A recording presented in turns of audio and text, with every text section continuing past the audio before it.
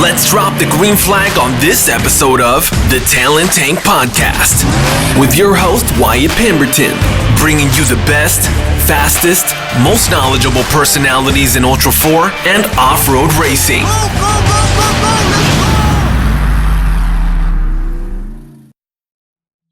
All right, here we go again. Another week, another installment. Today we have Cody Addington in the Talent Tank, filling it up. This guy is hot right now.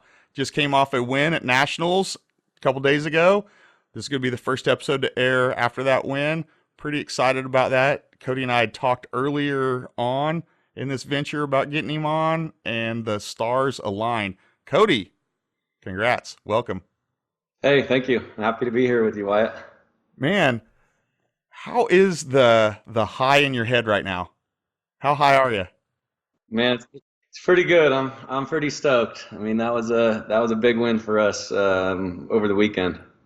I was at a wedding in Kansas and wasn't able to watch the live stream for the 4400 race, and then I get a text, and it's Cody won, and Cody has the Talent Tank box for the interview, and I'm like cheering at this reception. I'm like, yes, yes, yes. Because we talked about getting you on, and the stars they hadn't aligned yet. So, and they did. They did. Congrats. Perfect. Thank you. Yeah, I mean, the same thing kind of happened this weekend with our race. I mean, everything came together, and we pulled off that win. So, yeah, it wasn't an easy win for you. You actually struggled from Thursday on. You had kind of a little bit of everything go wrong leading up to Saturday.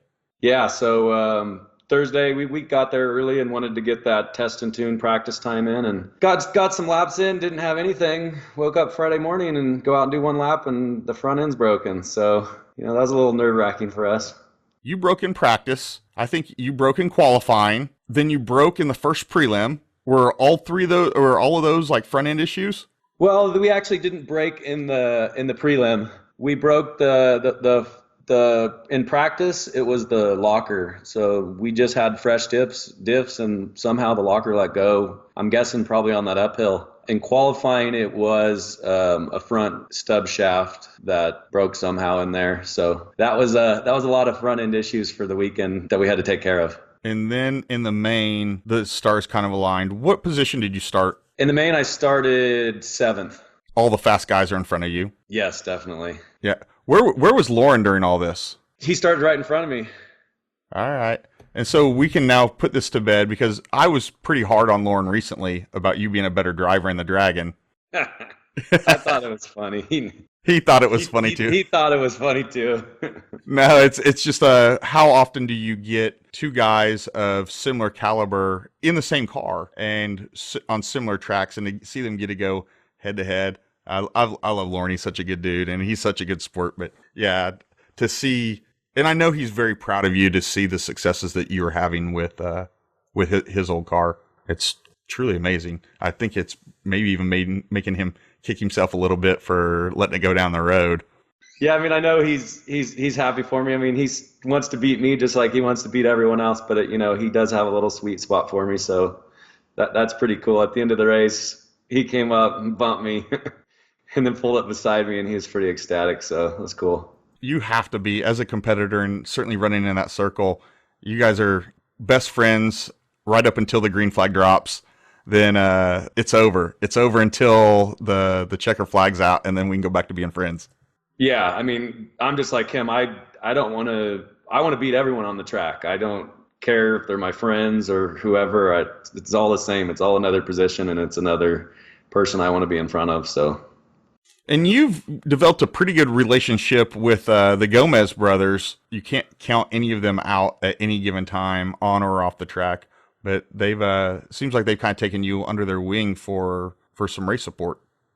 Yeah, they're always helping. We don't have a lot of support out there, but their guys always step in. I mean, borrow parts from them if we have to. They're funny to hang out with, and they're just all around good guys. And they're actually local to here, so. We have hung out sometimes outside of racing, and that's pretty cool also.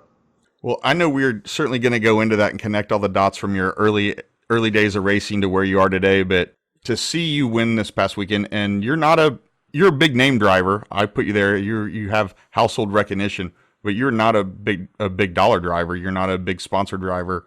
You prep out of your garage. You haul your car on a flatbed race trailer. You try to throw a pop up or easy up. If it's raining, it's wet. You're out of a little toolbox out of the bed of a pickup truck, and you're killing it. You're beating all of them right now. You're on top of the world. Yeah, it definitely feels good, and that's pretty much how it goes. I mean, I have a cab over camper that I just upgraded. For me, upgraded is kind of funny. Everything finally works. We get hot showers. I mean, those little things, as silly as they seem to some teams, are really big for us. So it's cool. There was a saying, or it was a meme or something that was circulating in social media for a long time, and I looked for it today before we had this, and so that I could get it right, and I never found it, but it was somewhere some guy is loading his race car into his stacker trailer with his toter home, and he's opening his fridge and pulling out his beer and cracking one open and talking about how tough racing is and how expensive it is and how just the cost of it and everything. And then next to him is the guy in the standard cab pickup truck with his flatbed, and his tools are in a bucket, and he's loading his car on. And he's pulling his beer out of his ice chest that all the ice is almost melted because it's the end of race weekend. And they both have the same outlook. They're both still smiling, and they're both still complaining about the cost of racing. Oh yeah, we still have and they all have the same goal also, is to go out there and be competitive. Congratulations again on your win. I'm so ecstatic that just sets off the tone. But to get this going, we want to talk about who Cody is, where Cody came from, how he got to where he is today. The first time I remember recognizing you and your name and what you were was you had this little Toyota pickup truck. It was like the little choo-choo train that could, and roughly 2012 KOH and the EMC, and you winning that, right? No, I didn't actually win the EMC. We just went out there and signed up. I don't even remember what I got, 7th or something like that. But that was to my point, was no one remembers who won that race, but everybody remembers that Toyota truck. Yeah, they do. They still have that truck. It's sitting outside right now because the shop's been full of stuff and getting prep going, so it's got under a tarp, but it's still here, and I'm keeping that truck forever. And I know there's a lot of people that don't recognize that you, as this driver of this really amazing Jimmy's car now today, and just having won nationals, that you're the same guy that was in that truck 5-6 years ago. It's just... And I still am in that truck. I go four-wheeling all the time in that truck, and it's still KOH tagged and virtually ready to race again. Right. Well, let's dive into you, though. So, Cody, you're from Auburn, California, but you live in Forest Hills now, right? Yeah, they're about 15 minutes away. I mean, I've lived in the foothills here my whole life, within about 30 minutes from each other. So went to Colfax High, pretty much. It's, one canyon away. We're all separated by one canyon, pretty much. There's a lot of rivers and stuff here, so real close together my whole life. Yeah, so that made it for a short commute home from the race this weekend. I think there's guys still coming back to Texas now, like Miller Motorsports. They're not even coming back. They're going straight to the Hammers to test and tune for a week just to make the most out of their 3-day drive out west. And you had to drive 75 miles. Yeah, it's definitely nice. There's some jealousy. There's some jealousy there on that. So did you wheel as a kid, or how did you get into off-road outdoors? I mean, always outdoors. Didn't really wheel. We had grew up. We had 5 acres. Had a 110 three-wheelers that we just beat the heck out of day in, day out, and through the days and nights, for years and years. So that was always fun for me. I think you and JT Taylor have that in common. JT Taylor was a three-wheeler racer growing up, like death machines. Yeah, I've never really got into any racing. I mean, I had dirt bikes too. The main thing I started getting competitive with was I was probably about 12. I started racing BMX and fairly competitive. Did some national circuits and stuff. Never like big sponsored, but I'm aggressive and competitive, so I put a lot of time into that also, and had a lot of fun and a lot of success also. And anyone that hasn't seen Cody in person, like I actually only just recently met you a couple years ago in Oklahoma, and I didn't realize how big a guy you are. Are you 6'4"? No, I'm 6'1". Oh, I do like beer. That got me a little bigger. Some of those heavy IPAs nowadays. But but that didn't equal it in height though. But then but you're a working man, you're a blue collar guy, and so you got your work boots on with probably about a 2-inch work heel on it. All I know is I'm about 6 foot, and I know I'm standing next to you, and I'm looking at you, and you're looking at me, and I'm like, man, you're a lot bigger than I really imagined. And then you looked at me, you're like, hey, I'm Cody, and I was like, man, I know who you are. I just yeah, I had yeah, this. we talked for a while out there in Oklahoma. That was cool. Yeah, that was Davis. Yeah, that was a good event. You had a good showing that race too.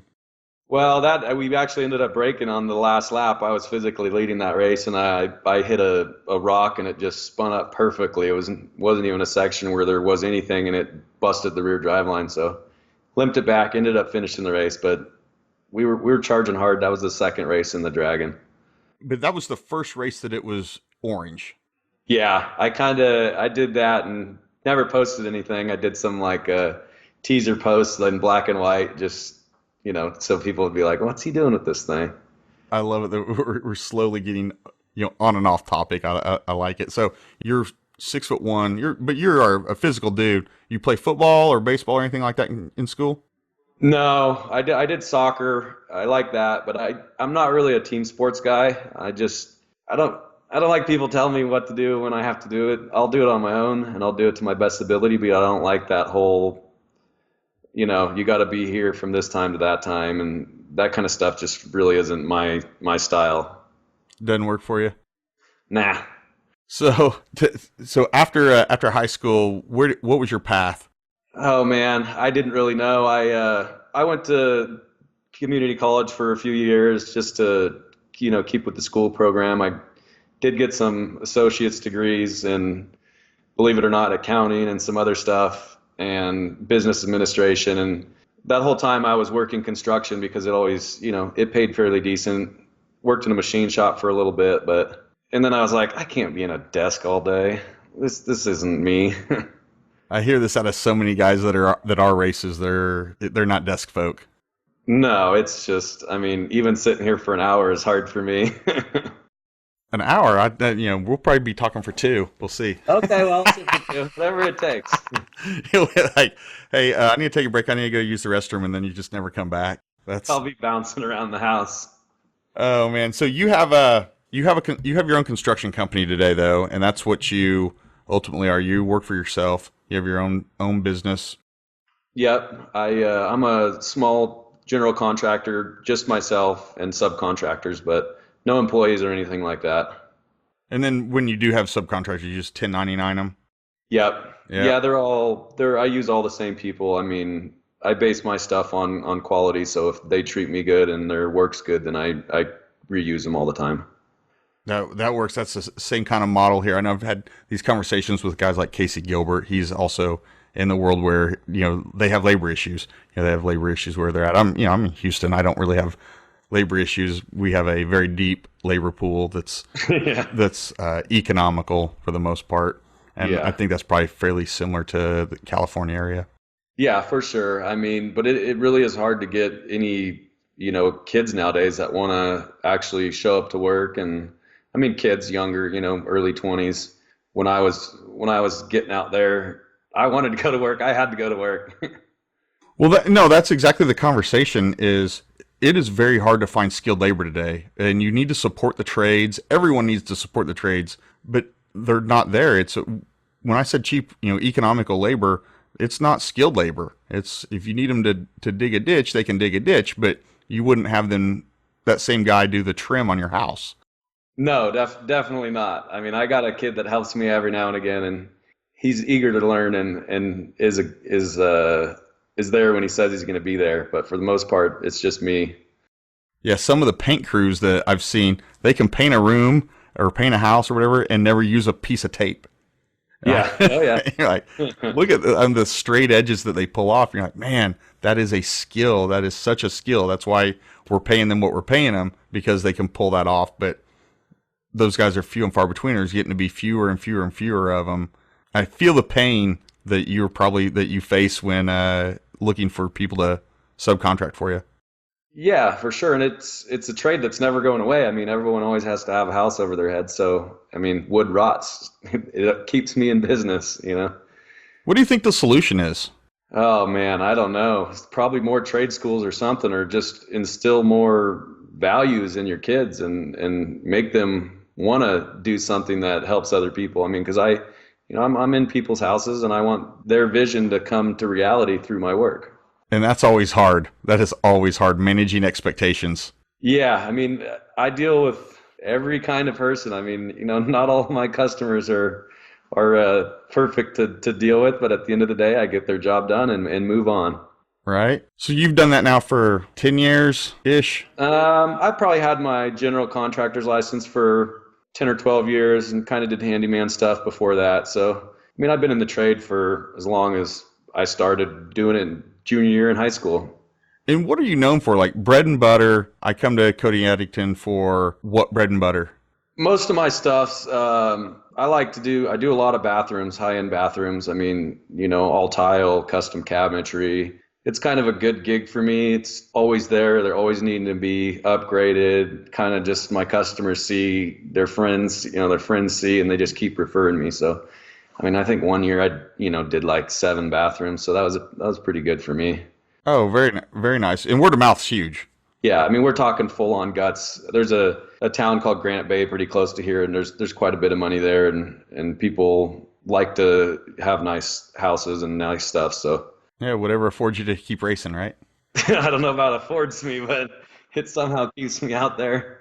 Right. What in this window or where in this window did you get involved outside? Like, With I say get outside, like get involved with wheeling. I'm assuming you were a Rubicon guy. Yep. Yeah, I had some buddies that did it, and I bought a Toyota when I was like the same Toyota. It's the only first 4-wheel drive I ever had. I bought that just kind of on a whim. My buddies had like a Jeep, and they were starting to get into stuff. And I'm like, let's see what we can do with this thing. About what year was that? That was like in 2001. So yeah, you're rolling. We're about coming up on 20 years on that bad boy. Yeah, I mean, I actually bought a Ford Explorer from our auto shop class. People would donate cars, and they'd resell them for to put back into the school program. So I bought that thing for $1,300 and put a couple things into it and flipped it for $2,600, and that's what actually afforded me to buy my Toyota pickup. See, I totally missed the questions on that. Like, where did you learn your ability to wrench? I should have gone there. Like, I didn't know if it was normally I would have asked, is it your father, grandfather, or family member, or was it school? Yeah, I mean, I'm hands-on. I did take auto shop and I was a TA there and I learned a lot. My teacher was great. But for me, it's mostly just learning how, taking something apart, putting it back together, hands-on wise, rather than, reading a book or anything like that. I'm obviously really hands-on doing construction and wrenching on this car. So, Well, I think that proves itself on the track. I mean, when you see guys and no knock on them, I mean, they're still getting out there, but the difference in a guy that builds their car or does all their own prep, and you see that come out on the track because these things, they don't stay together. They break, and they break hard, and they break differently every single time. So it's always dynamic. And the problem solving of we have a plan, we're going to run this plan till it fails. And then we're going to come up with a new plan, and then we're going to run that plan till it fails. And that's, you're very good at that, very good at triaging your vehicle. The guys that are very successful are the ones that know the insides and outsides of their car, every nut, every bolt. yep. And I know that you're a guy that does and knows everything about your car at this point. And again, it proved itself this past weekend. Yeah, I mean, it's a learning curve though. I never pulled a CV apart. I never had an IFS car. I asked, Lauren still talks to me and, gives me ideas on stuff, but I kind of just looked at it and said, okay, I can do this. I'm going to do it exactly how he did it because his program worked. But I'm like, there's a lot of stuff going on in these CVs. Yeah, so I heard that you're like one of the only guys that I've ever come across that actually likes CV grease. Yeah, sure. No. Likes it all over the frickin' shop. It is. It's the worst thing under the sun. It's. I think it's worse than anti-seize. Yeah, it's pretty much the same thing. It's total crap. Yeah. So do you have it down to where you can pull down a side pretty quick? Yeah, I like to, in between like from now to hammers, they'll completely get inspected and pulled all the way down to nothing. It's not necessarily hard. There's a lot of moving parts in those, and you just gotta keep track of everything and make sure you get new boots and band it right, because you don't want to lose a CV. If you lose a CV, you're gonna be done. Yeah, that's it. That's all she wrote. I mean, even a CV boot comes off in a short race, it would probably live. A long race, it's done. It'll seize itself right up. No, absolutely. So back to rock crawling. Like I said, I'm really good about tangents and getting there. Yeah, I know. It's that's how my mind works too, though. So I get a question, I'm like, oh man, I want to answer to that, and I won't remember to re-ask it in the future. So yeah, sorry everybody for the Tourette's on that, a little schizophrenia. You've got your Toyota. You got it early on. Let's call that 2001. You got it by flipping a Ford Explorer. Learned a little auto shop, a little wrenching. Did you learn how to weld there? Not there. No, but I did have another metal shop class where I learned how to weld. So see, I knew it. I didn't know if you welded, but I had to know you welded. But I am definitely not a fabricator. I don't even weld on my own car here. Oh wow. Okay. I'm not a fabricator. I'm lucky to have a good buddy up the street who's the head guy for a shop in town. So he comes down and welds for me. I can, but I'm not as good as him. Hey, you know your strengths and weaknesses, right? And that's the whole part of a team. Yeah, for sure. It's awesome.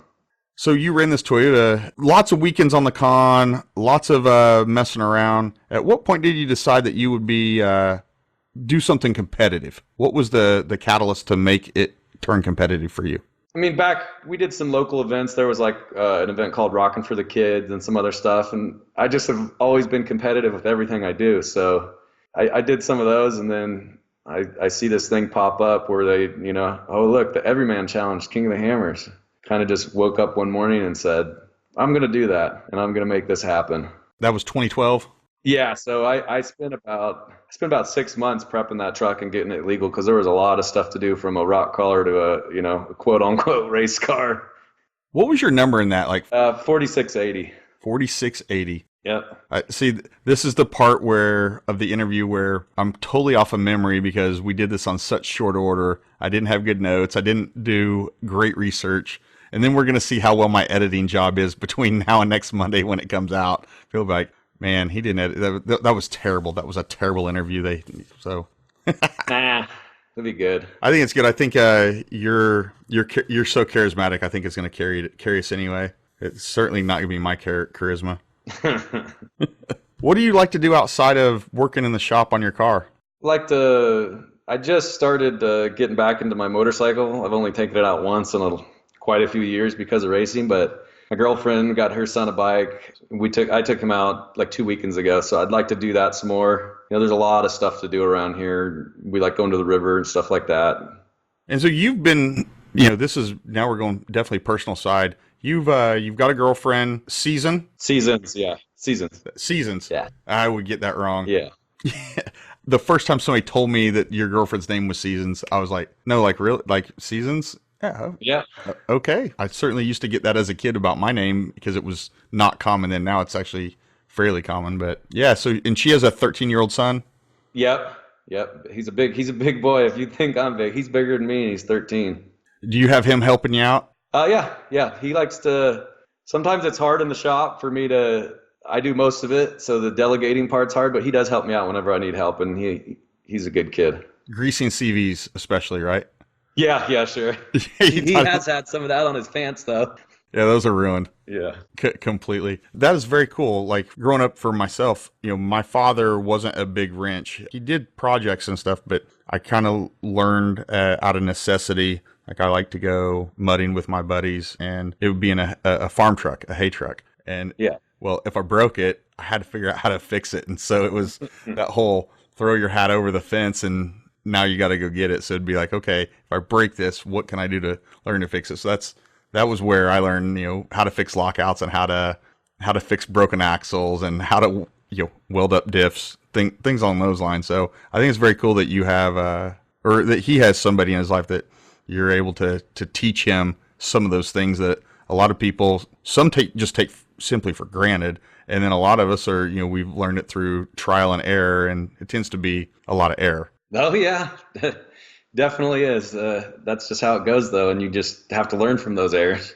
And speaking back of season, so I was at this wedding on Saturday, and I wasn't able to watch the 4,400 race. And I told you this before, pre-interview, and I was at this wedding, wasn't able to watch any of the live stuff. So I text a couple people and said, please text me and let me know who wins 4,400 so that they could, get this interview kit over to whoever it was. And I received notice that it's Cody Addington wins. I'm like cheering. Well, not 5 seconds later, I get a text it's a picture and it's Seasons holding the Talent Tank Pelican case box. And it almost it made me like kind of cheer to myself. Like it was really just for protection for shipping of the camera and the mic, but it was being used almost like a secondary trophy. And I'm like, wow, maybe this whole thing has ascended to a level like I guess I hadn't pondered. So it really, Saturday night, Seasons picture, it went through a few people text before it got to me, and it gets to me, and I was just like, I was ear to ear grins, like so happy for you, but so happy that you were happy to do something with me. I love it. Yeah. Thank you. Because I'm standing there holding the trophy. She's holding that thing, and she's like, what is this? I'm like, I don't know. Can you just make sure it's secure? Yeah. And then we talked late yesterday, and then somehow we're able to make today happen. 2012. So you worked for the last 6 months of 2011, getting ready for the 2012 EMC. You're in the 4,600 class, and go. So in between that time, so I prepped the truck, built it, really simple. I did the work on that. I did the welding on that. There's some funky stuff. I do with stuff with square tube because I understand that more. It's more like a piece of wood. Prep the truck, talking to my buddies. We were actually at the bar one night, and we go, hey, the truck's going to be prepped for 4,600. Why don't we try LCQ and see what happens? I mean, we're already going to be there. So we actually did sign up at the bar that night for LCQ for the big race. I love it. I mean, that is the epitome of the whole analogy I just used about you throw your hat over the fence, and now it's time to go get your hat. I think my cousin even paid, he's like, I'll throw in $100. I think a few people like, we'll throw in. It's like, let's do it. And so you guys threw your hat over the fence, and then you spent the next 6 months going to go get it. Yep. And you show up in Johnson Valley. Had you been to the Hammers before? Yeah. My buddy Justin that kind of got me into this, he had a bachelor party there. We went down there a few times, but I never had wheeled my Toyota out there. I took my dirt bike, kind of cruised around. So had you been there for KOH? Yeah, I've been going to KOH since 2009, and I actually have a pretty good story about that too, whenever you want to go to that. Now works. So I got, the same buddies, Dusty, Justin. They're like, hey, we knew about it, obviously. We were rock crawlers and all that. So, hey, let's go down there. And, just keep hearing about the wind and the wind and the wind. And I wanted to bring my dirt bike. So I had a little 92 Toyota pickup. Being a contractor, I built a little plywood camper shell out of wood at the house and put it flat in the back of the truck, put my dirt bike in, packed all my crap. And that's actually what I slept in out there that week. That is awesome. It was windy, so it helped. Yeah, 09 was so much fun though. It was this was before the infield or the short course infield or whatever. It was a drag strip. Yep. And everyone backed their race trailers up to this drag strip, opened the backs of their trailers, and there was basically two lines headed out of what would become Hammertown. It was so much smaller then. It was. Yeah. And then there wasn't street addresses. You weren't at like 401 Spider Tracks. There was no jumps or anything. No. Yeah, man. That God, it's come a long ways, hasn't it? Oh yeah, I've been every single year since then. So. Oh, that's impressive. Yeah, I've missed a few, sadly, but I mean that's life and kids and yeah. And my birthday's February 8th, so I've raced on my birthday. I'm out there every year. It seems to be the first week of February. So what a great birthday present to be there. Yeah, for sure. Well, maybe this year you're gonna get a scepter on your birthday. I'd love that. That'd be all right. That'd be an all right present. Yeah. So you guys have thrown your hat over this proverbial wall, and you're now in the sense seeking to recover it. And you show up in the Hammers. This is February of 2012. Uh-huh. EMC. You start the race. Yeah, went good. Finished. We didn't have any issues. I think this was when the EMC was the week before. It was like on a Sunday or something. It wasn't was kind of not like set up like it is now, where everything's real tight in there that the racing is. It was almost a full week before when the EMC race was. Did you have any idea during that week, after that race, the cult hero status you had kind of reached outside of Hammertown? Yeah, it got pretty big after the EMC, and then we rolled that into the LCQ, and then the big race. It was worldwide publicity about this guy in this damn Toyota pickup truck driving around the course, And it was like the little engine that could. You just killed it though. It was like they just kept discussing it, and the live feed was very different then, but it was, chat rooms and pictures, and people were like, dude, this Toyota, he's still going. And then he's on Wrecking Ball. Then he's on. Yeah. I mean, it was like on Jalopnik, which is a international publication. And, that was Pirate 4x4 days. My Pirate 4x4, messengers going off. And it was definitely pretty cool. And then after that year, I say after that year, but I mean like after you leave Hammers that year, you're rocking you finished about 7th, I think is about where you finished that year. In the EMC, and then the big race we actually raced and finished just over time, but I was driving for 13 hours that day. And that was, I think, where it really just sealed the ridiculousness of it, was that you did finish that year, but it was out of time. Yeah, I mean, in between all this, from the EMC to the big race, I called Dave and I said, we're signing up for LCQ. What, should I just run these 35s or should I bring the 40s I have? And he's like, oh, bring the big tires. So pretty much all we did was slapped a set of IROCs on it, which no one had ever heard of racing on an IROC. But you did it though, and you did well, and you finished. I mean, there are people that have gone, 10 years of racing KOH and still don't have the finish, and you did in a stock Toyota for the most part. Leaf sprung carbureted. How did that viralness set up your plans and where you were at mentally about going forward with this genre? I didn't really ever even think about it that much that way. I did go after sponsors and try to get me to help stay behind me. Obviously, that was the time, but I never really had a big plan. I'm not much into this is exactly what I'm going to do. I kind of was just winging it. There's a lot of people that just wing it. You're just at least honest about saying you're winging it. A lot of people are winging it, and they're like, we got all these big plans. No. I mean, it's different now where I'm committed to a series and a whole King of the Hammers and a Nationals race. But then it was just like, we'll go to what we can go to and see what happens. And I actually kind of see that when the little bit of cursory searching around, I was looking for just a little bit of details, but like on Ultra 4, your driver profile, man, son, you need some work. It's like you got your name right, and I think your Instagram handle and your number, and that's it. Oh, there should be the car and stuff on there. I kept it kind of updated. It's sparse. It's there. Yeah, you hit the bare minimum. We got a website and stuff now, so maybe I'll put that on there. Yeah, I saw that, and I see. Yeah, all I know is being friends with like Miles Housekest. He's hardcore as far as trying to stay fully informed. So he's always making sure that he's reading the driver profiles. He's trying to follow social media, and then he gets to like Cody Addington's driver profile, and he's like, "Well, good thing I know this guy because he has nothing on here." Yeah, for sure. I didn't realize. I'll have to take a look at that. I mean, that's part of just me. It's I'm spread thin at some points, and the sitting on the computer stuff isn't really such my gig. I figured that out from you just setting up for this. We had some hiccups, but hey, we're still pulling it off. Oh yeah, we're here. So you stayed in that Toyota for another couple of years before starting to build with Dan Trout over at Fishmouth Fab Works. You busted out a solid axle car.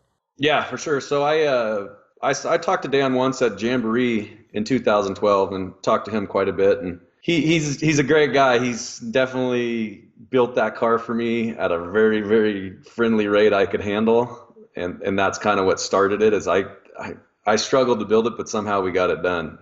Yeah, Dan is a wonderful, amazing fabricator, but wonderful individual. He's a good guy to know, and I think when you look around Ultra 4, there's lots of those, and people that listen to this show will hear me say how many people are nice people or good people to know. Man, it's ridiculous. There's a lot of them.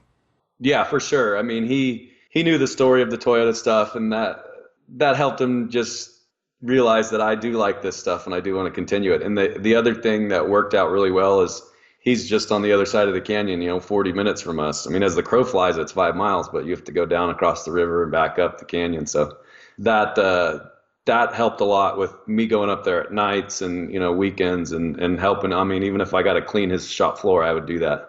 Hey, you do what you got to do, and which is what you've done. You've continued to do that. I mean, like I said, you prep your one-man prep show. You've got a couple good friends that help you. You've got some people that have shown up on the scene and offered help to you. For this show, I get a lot of advice. I bounce a lot of stuff off of Shannon Welch. I know she's had lots of work with you and talk with you, and yeah, and it's really kind of inspiring, the people that have jumped in, that have done stuff with you and gotten involved. Like they were sitting, let's say, like on the sidelines, and they want to be involved in Ultra 4. They want to be involved in off-road racing, and they found you to be the avenue to get behind and be with us. Like you've got a guy named Robert Mansfield. You have a shout out to Robert. Robert supplied me with pictures for you for this interview. He provided a whole bunch of information about your background for just certainly just the 2019 stuff. But what I found really cool about Robert's story was he wanted to be involved. He comes across you.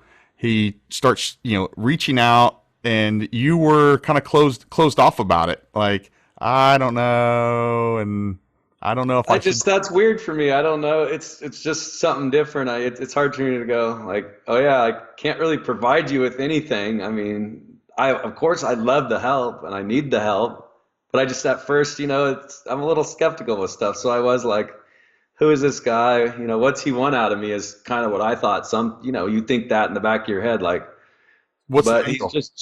What's the angle? Exactly. He's just genuinely a good dude wanting to help a fellow racer be involved, be at the races. I mean, he has access to all my social media accounts and all that, and he's posting right now. And at some point he cracked the code, right? He did. He cracked the code. He got in. He's now let's call it a Cody Addington insider. Yeah, it's awesome. I mean, he has helped a lot. Like I don't have time to be posting while I'm at the races, but it's huge for our fans to see stuff while we're at the races when they're not there. With the lack of the live feed this past year, yes, it's fallen on the racers. And it's been brought up in multiple shows so far, but like Levi Shirley live streaming out of his race car. Yeah. That is this next level of making and ensuring that your sponsors, your partners, and the fans have access to what you're doing and not relying on, Dave Cole or Hammer King or the promoter to get that, to give you that avenue or access. It's there's no live feed. Well, I'm going to do this, this, and this to make sure that I still continue to share my story. I want my story out there. Yeah, I mean, Robert was doing live feeds from the races also, so that was pretty cool, and it was getting more interest than just my fans. So, like I said, you have some very good fans. That's a lot of people have gotten behind you. Like I said, you riding this cult wave status all the way back from 2012 through now, and then you show up with a guy named Lauren Healy. Lauren has a car, the Red Dragon, quite a famous car, maybe still, and I think as Lauren and I talked about it, it was the winningest 4400 car out there. We never fact checked to see if there's some EMCs or some 45 or 4800s that maybe are more winning, but it's a winning car either way. Yeah. In any way you want to slice and dice it, it's winning. So Lauren was trying to sell the Red Dragon for a while. I don't know why he wanted to move on to something else, but that is Lauren. He's always looking to build a better mousetrap, and he talked to you, and he talked you into this. Yeah, more or less. I mean, the straight axle car I kept for a few years, and I kind of just got to the point with that car where it just wasn't allowing me to be the driver I felt I could, and I was just felt like it was time to move on. I didn't have a plan when I sold it. I sold it, and I was gonna rebuild the deck on my house and put some money in a savings account. And that didn't really last very long, as you could see. Yeah, Lauren smelled that out. He's good, he's good like that. No, but when the word trickled out about you were the new owner of the Red Dragon, I'm going to tell you, there was a lot of people that were super ecstatic about what the future held for you. Yeah, for sure. I mean, I told, a handful of people, my friends and stuff knew. I did a little teaser here. I had the empty flatbed trailer and said I'm heading to Stampede with this trailer, and then I show up, and few photographers knew about it, and then it went onto the social media, and people were just like, "Holy crap! How did this guy pull that off?" No, it was amazing though. And you that first event that you raced it still was in total Lauren Healy livery.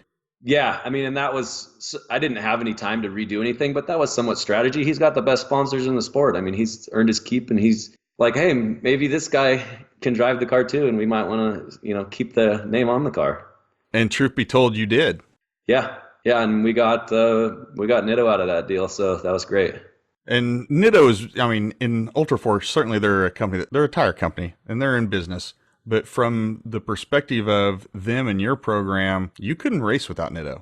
No, I mean, the tires are our biggest consumable, and they're expensive. So, and it's not just the cost of the tire. It's you got to have a good tire in this sport. If you're not, you're just wasting your money. I mean, you spend all the money on prep, and if you just go out there and blow tires every time, you're throwing your money out the window. Absolutely. And so you're gonna have to refresh my memory on this and refresh everyone's memory. I'm sure I know it's clean to you, but that first event, that first outing in that car, you did pretty good. I don't remember if it was, did you qualify on the pole? No, I'm not sure. I think I qualified top 5, but I actually ended up in second place at the end of that race. That's right. And it was very, very good. And people were like, wow, it was so validating, right? That you knew you were a good driver. You needed a better ride.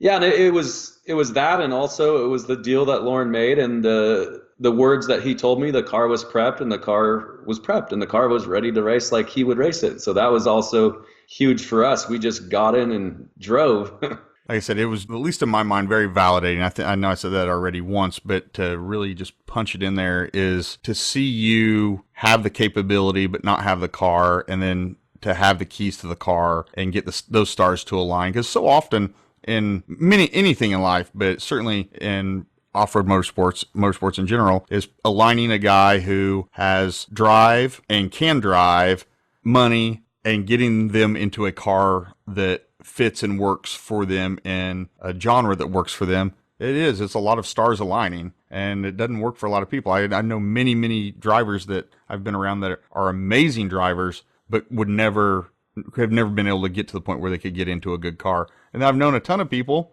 that have amazing cars, but then they can't drive. So, and God bless them too. Their funds, the money that they pump into this motorsport allows everyone else to race. Yeah, and what I like about those guys, they're still out there having just as much fun. I mean, I don't have any racing background. A lot of people think you just hit the gas and the brake. There's a lot more to racing than that, and going from a 400 horsepower car to a 750 horsepower car, it gets you a lot of trouble a lot faster than you think. Yeah, you'll be the first one to the scene of the accident. Yeah, for sure. But yeah, no, you drove exactly where I was going was, yeah, man, absolutely. Those guys are having just as much fun, and they're having companies like Dan Trout prep their car for them or build their car for them. Dan is a very skilled individual, and he's able to make a living by doing that. And man, I think that in my mind is so amazing. It takes all kinds to make this whole thing go forward. And I've loved highlighting each and every little piece of that. And this one with you today is like I said, is one of my favorites, because your story is, you're the little guy, but you're just killing it. And and people can't see this because this is audio, but we're looking at each other on Skype, and on the wall behind you is a stack of trophies. There's a row of them. Yeah, those are all from the Red Dragon. I mean, I probably won't have them in my house displayed like that forever. I probably should put them in an office or something, but I'm very, very proud of those trophies right there. I mean, I don't have enough. Like, I love that Shannon can give his trophies away. I want people to see mine. I want, at my house where people can just walk in and, see part of that tells a story also.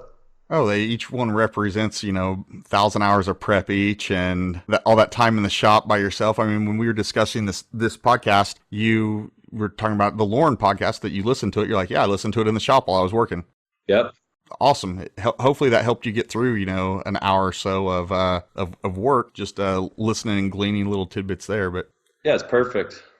So 2019, Red Dragon, You have had a terrible year. Yeah. Terrible. Kick you in the nuts. Yeah, this year's been rough. I mean, so Stampede, we qualified pretty good. Ended up blowing a tire in the heat race, lost the wheel, so had to go to the B main. Put us in like 16th for the main. Man, that's a little further back there than I would like to be. Made it up to like right on 4th place with a lap to go and took a bad bounce and broke the transfer case. It was due to be prepped, and it was also a little bit of an aggressive move, me just pushing and hit the gas just that little blip too fast and just broke that thing.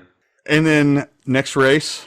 Yeah, the next race we went to Mexico, and I grew up going to San Felipe as a kid. Like, we went there every Easter, so I know San Felipe, I know the town, and my family went. My mom lived in Hawaii, she went down there, and we made a vacation out of it also. Was that bad gas got you there?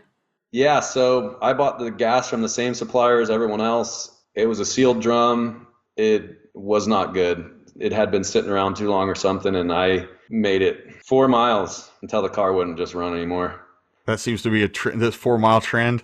Yeah, I guess, or somewhere around there, but I ended up messing with it, and some of the locals tried to come out. We're not allowed to accept help, but they're still standing there. It's Mexico. They want to help, and he's just throwing info at me, stuff I kind of had already checked, but there was nothing I could do. So I ended up just pulling over and calling it.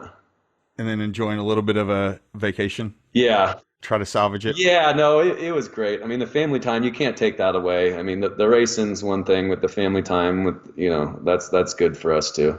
Oh, I mean, you have to give back. I mean, it's such a yin and the yang. I'm sure Seasons appreciates that. I'm sure she's due for a vacation for sure. This is a lot of sacrifice to do this. I need to take care of her also. It's good to have a good woman in your corner. Many people have heard me say this over many episodes at this point, but the value of having a partner in this is just so levitating, that how bad 2019 has been for you, and the just bad luck after bad luck after bad break after bad break. It's financially depleting, and it's mentally and emotionally destroying. Oh yeah, definitely. I mean, there's sacrifices on every level to go to the races, like you said, and then it's like, man, what am I doing? I know I can drive. I know I have a good car, but why do I keep braking? Like, I mean, those two really weren't, I don't want to ever have a prep failure. Those are hard to deal with, an obvious prep failure that causes you to be out of a race. Those are really hard to swallow. Oh, I think those are the worst to swallow. Yeah. You blow another transmission, and once you tear it down, you realize it's this 10-cent piece that you had no control over, and you're like, that's what destroyed it. It was this little 3-cent seal that went around some valve, and you're like, yeah, what are you going to do? But it does. That happens though. It absolutely does it. And you take it on the chin. Yeah. So it is depleting. But at the end of the day, I'm like, that win right there over the weekend's got me back looking at what I'm going to do next year now. Yeah. Right. So Cloud 9. Gosh, yeah. I mean, again, still so pumped for what you must be feeling right now. I know you've got an article coming out on Race Desert. It might have already came out. You've got, is it Matt and crew over at Driving Line doing an article on you for Nitto? They put out a recap every race, so it's not necessarily on me, but the whole thing. So, I mean, I'll be in there for sure. Yeah, I mean, it helps that you're also, one of their, a Nitto branded star. They will definitely give you good focus. I mean, yeah, for sure. Plus, they're good. They've been giving really good coverage to the sport anyway. Yeah, they try to cover everyone. I mean, it is a Nitto publication, but they're going to recognize you if you're up there for sure. How do you say Matt's last name? Matt. Oh, I have no clue. Matt M. Matt M. Mohagan. Yeah, I don't know. Matt, he's going to hear this and I'll go like, Matt Mohagendas. I give my info through Ryan Del Ponte and Shauna, so they're both pretty local and know me well, so they hit me up to get some info for this last article. It comes out probably any day now. Oh, I can't wait to see that. I'm circling back to just that Matt for just 1 second, just because I know he's going to listen to this and kick my... I don't know if you've seen his Toyota truck, but he has a Toyota Pre-Runner. Oh, yeah. How badass is that thing? Yeah, it's cool, and it's at all the events. He's all over the place in that thing. Yeah, he's a good dude. I really scoped that truck out a couple KOHs ago. I was like, man, this is badass. If I lived in California, I'd probably drive something like this. But I'm in Texas, so I have to have a full-size pre-runner. Yeah, I've seen that. It has to be full gas guzzler. It can't sure. be a sipper. Yeah. So what's next for you as we roll into, I'm going to call it, quote unquote, the Ultra 4 off season? The clock started for the green flag drop in February for you. What do you have going between now and then as far as being ready? A lot. I mean, we got the car's still running good after this last race. It actually melted the battery out of it somehow. So like the battery terminal like melted. So it's still sitting on the trailer right now. I mean, we just got it home last night, pulled in, left everything. It's a full yard sale around here, but I want to pull that car apart and get it ready. Any changes that you're going to make? No major changes. I need to do some upgrading and some internals in the front end. We're still a little bit behind in that, but no major changes. It's stupid to change this car too much. Maybe some big sponsor stickers on the side. Biggest change, right? That'd be great. I mean, we're still pushing that. Like you said, we're low budget, self-funded, and it's hard. I mean, my buddies come over and wrench in the shop for beer money and come to the race, or for beer, and come to the races and help out, just being good dudes.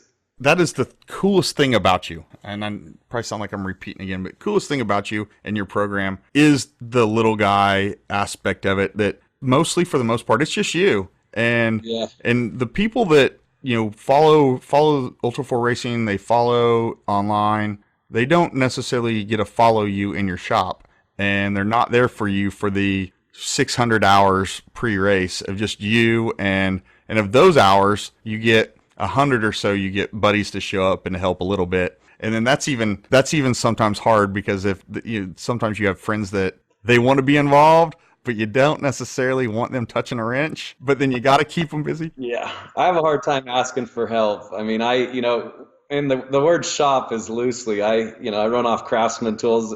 I don't have a full setup shop. I do have a head, something over my head in there, but yeah. But it's your house, it's your home garage. Yeah. Yeah.